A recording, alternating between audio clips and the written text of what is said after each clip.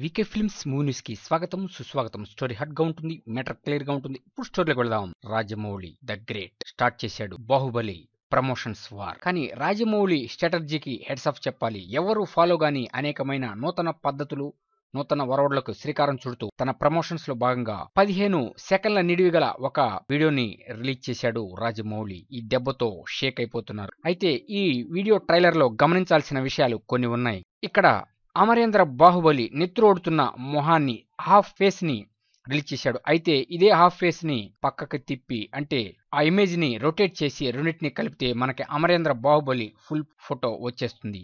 అదే ఇక్కడ ట్విస్ట్. ఇంకోటి, ఇది అమరేంద్ర బాహుబలిని చంపేశాడు రాజమౌళి అంటానికి ఈ ఫోటో కూడా ఒక నిదర్శనం. కారణం చూడండి, బొట్టు. ఇక్కడ అమరేంద్ర బాహుబలి బొట్టు మెయిన్ ఇంపార్టెంట్. ఆ బొట్టు శివుడికైతే అర్ధచంద్రాకారం మధ్యలో ఒక చుక్క పెట్టాడు. ఇక్కడ మాత్రం అమరేంద్ర బాహుబలికి మాత్రం ఒక చుట్టుకున్న పాము గుర్తుని పెట్టాడు. అదే ఇక్కడ కూడా ప్రజెంట్ చేశాడు. ఇక తరువాత ఫోటోకి పక్కన ఒక కంటిని పెట్టాడు. ఇది శివుడు మూడో కన్నని చాలా మంది చెప్తున్నారు. కానే కాదు. కారణం, ఈ 2 కళ్ళు మూసేసినా కూడా ఇంకో కన్ను రెడీగా ఉంది.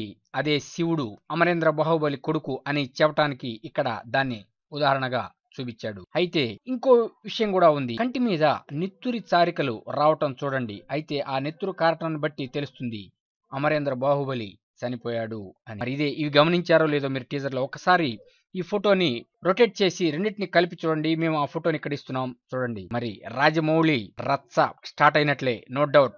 మరలా బాహుబలి వరల్డ్ వైడ్ 1000 crore పక్కా confirm. Please subscribe VK films for latest movie news.